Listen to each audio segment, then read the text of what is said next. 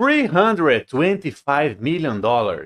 That is what Cummins paid in February of 2022 to acquire a company called Jacobs Vehicle System. That number alone is not the story. The story is why they paid it. Because 6 years before, the man who founded Cummins walked into the same company with the invention that Jacob was built on. And they told him no. Nobody ever fully explained why. But that silence did not end the story.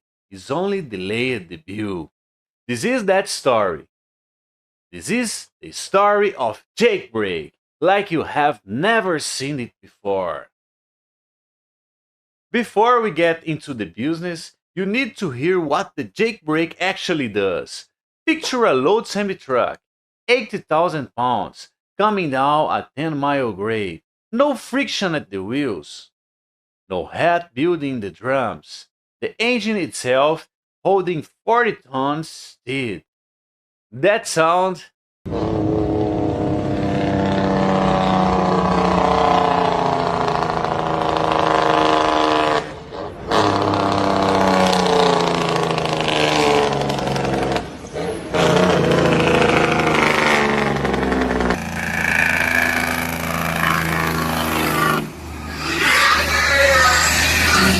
that rapid fire bark you just heard is the engine work against itself to slow the truck down. To the driver, it means the mountain is under control. To the neighborhood a quarter mile from the highway, it means something very different. But we will get there. First, you need to understand the man who made that sound possible. This story has few document records, but everything we know points to the following. In 1919, Clessie Cummins come with an idea. A banker named William Irving come with the money. Together they founded the Cummins Engine Company in Columbus, Indiana. In 1931, Clessie drove a diesel truck from New York to Los Angeles, using one of the engines he built himself.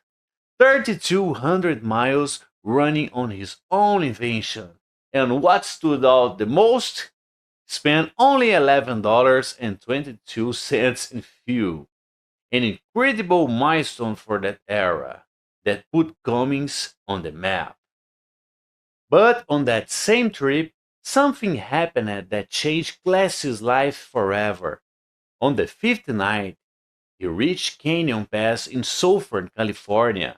Thousands of feet of descent, 35 miles of switchbacks, no guardrails, and a railroad crossing at the bottom. His two companions were asleep. He started down alone. In the wrong gear, the brakes began failing almost immediately. The pedal went soft. The truck picked up speed, and at the bottom of the last curve, a freight train was crossing the road directly ahead. The caboose cleared the crossing just before the truck reached it. He sat on the other side of the track with his hands shaking, and he never forgot that night. That night planted a question that would take him years to answer, but we will get there. Years later, the company became one of the biggest diesel engine makers in America. When it went public in 1946, records show Clessie sold a significant portion of his shares, around $1 million at the time. The exact reason we don't know. What we know is that in 1955, Clessie left the company with no specific reason on records. 36 years after founding everything that carried his name. After leaving Cummins, Clessie kept developing ideas. That night at Cajon Pass was still very much on his mind. Working with his son Lyle, he built a device that would turn the diesel engine itself into a brake. So here is how it works. On the compression stroke of a diesel engine, the pistons rise and squeeze the air to enormous pressure. Diesel compression ratios run around 17 to 1. That takes a tremendous amount of energy. But what if you open the exhaust valve right at the top of that stroke before any fuel could ignite? All the compressed air would escape. The energy would simply be gone. The engine would absorb the energy instead of producing it. The truck would slow down, with no head at the wheels, no brake fade, no wear on the single brake component. Simple as that. Now there was a connection that made things interesting. His nephew has married the daughter of a vice president at the company called Jacobs Manufacturing Company, based in West Hartford, Connecticut. Jacobs made drill trucks, precision clamps for drilling machines. They had nothing to do with trucks, but they had exactly what Clessie needed. They built the first prototype for him. The same machines that made drill trucks made the first jet brake prototype. The tests worked. And Clessie had a contractual obligation. Whether he wanted or not, we don't know. But the contract required him to offer the invention to Cummins first. Contracts protect, but they also bind, and a contract signed without thinking through its long-term consequence can outlast the relationship that created it. So he went back to the company that carried his name. And Cummins said no. No documentation was ever made public explaining exactly why. Probably a combination of costs, risks, and a new management team focused on a market they were already winning. But no one ever fully explained it. And that silence did not end the story. It only delayed the view.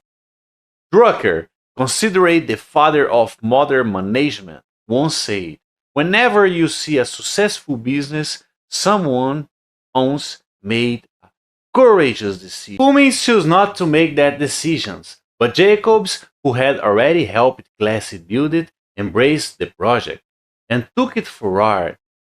In April 1960, the Clessie Cummins division of Jacobs was established.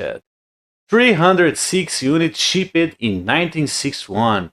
Drivers call it the Jake Brake. In 1965, the US patent number 3,220,392 was granted to Clessie Lily Cummins.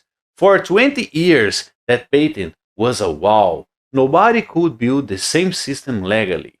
And Jacobs, the drill truck company, had monopoly on one of the most important safety devices in the history of American trucking. Cummins was not the first company to turn down an idea that cost them later.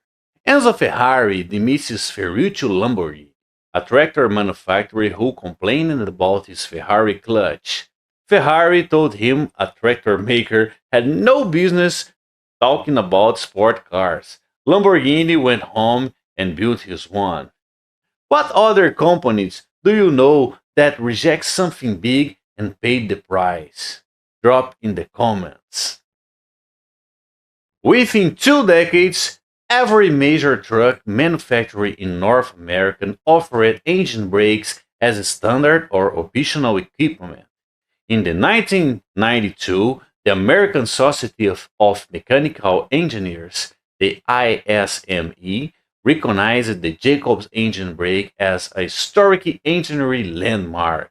When the patent expired in the late 1970s, Jacobs had built something that price alone could not replace. Nearly 2 decades of engineering refinement, relationships with every major fleet operation in America, and a name so dominant that Jake brake became the generic term of any engine brake, regardless of who made it. A drill truck factory built a brand so strong that its competitors' name became the industry standard word. And for the owner-operators and fleet manager in this audience, the financial case was just as clear as the safety case. in Fleet Owner magazine. The Jake brake saves me $1,000 a year in brake maintenance costs. That is a fact. Every mile you use that Jake is a mile your brake leaning are not wearing down. $1,000 a year for one truck. For a fleet manager running 50 trucks, that math writes itself. But the sound it made was about to become a problem. The Jake brake made noise. A lot of noise.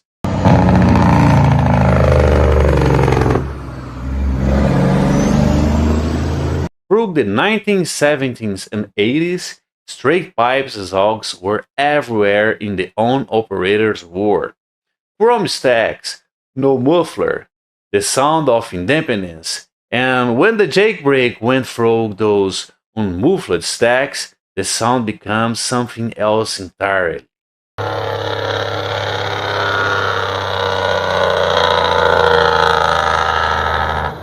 Residents in town across America showed up council meetings. Sing went up, fines were issued. Some towns made a punishable by 19 days in jail. But here is what most of those ordinances got wrong. A properly muffled truck running engine brake falls within federal noise limits. The problem was never the Jake brake. The problem was the straight pipe. And on forums like Truck Reports, drivers made that distinction clearly. One of them wrote, "I run my Jakes to save my brakes." It is that simple. I will not run my Jakes in a residential area unless there is a safety reason. But on the highways, I will run my Jakes even when there is a law against doing so. I do this for my safety reason, my safety and yours. So, would you rather lose a night of sleep or lose your brakes on a mountain? That is the real choice. Now, at the exactly same time those noise debates were spreading, the patent was expiring. Two problems for Jacobs at once, and Cummins moved fast. They launched a competitor called C-Brake, same function as the Jake brake, at roughly half the price. The strategy was aggressive and smart. Stop paying Jacobs, using your own product in your own engines, and undercut the market on price. It worked for a while. Jacobs was already facing noise compliments that were not their fault, but the pressure was affecting the brand, and now the C-Brake was undercutting them on price.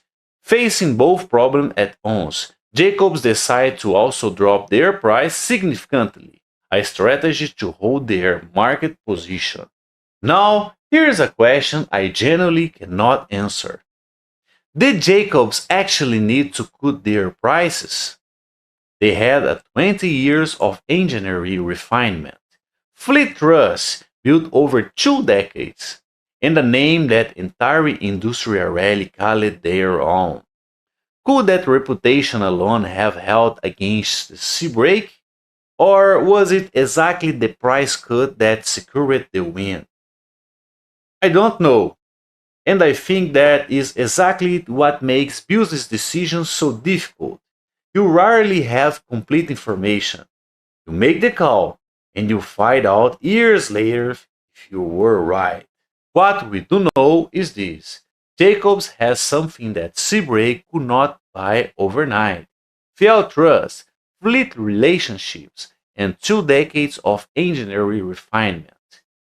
Throughout the 1980s, the C-Brake struggled to match the Jake brake.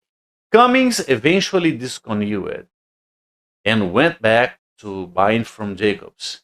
Pain again, because before C-Brake, Cummins was already buying Jake brakes from Jacobs. They stopped it, built their own, failed, and come back to buy from Jacobs once more for the invention of their own founder. So, do you think Cummins made a business mistake, or was rejecting the Jake brake understandable at the time? Tell me what would you have done in the comments. In February of 2022, Cummins announced the acquisition of Jacobs Vehicle Systems.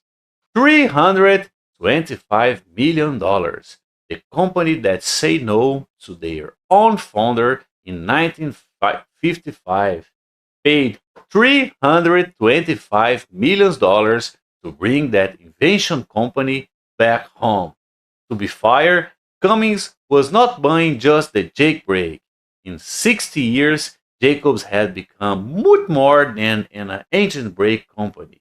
The acquisition made strategy sense in 2022, but the irony is impossible to ignore, and there is one detail that makes this more human than any balance sheet.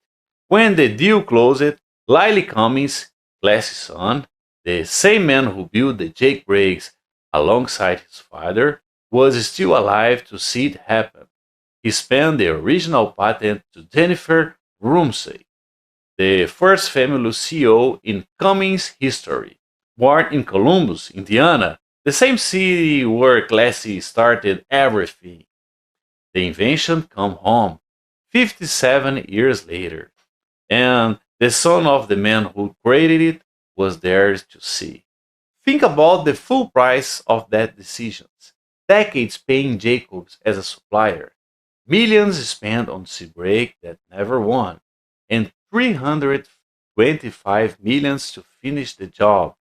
There is the only one question that matters here. If you were running Cummins in 1955, finally profitable after 18 years of losses, and your retired founder walks in with an proven idea, would you have said yes? Tell me in the comments. If this story gave you something you did not know before, hit the like button and subscribe. We have a lot more coming.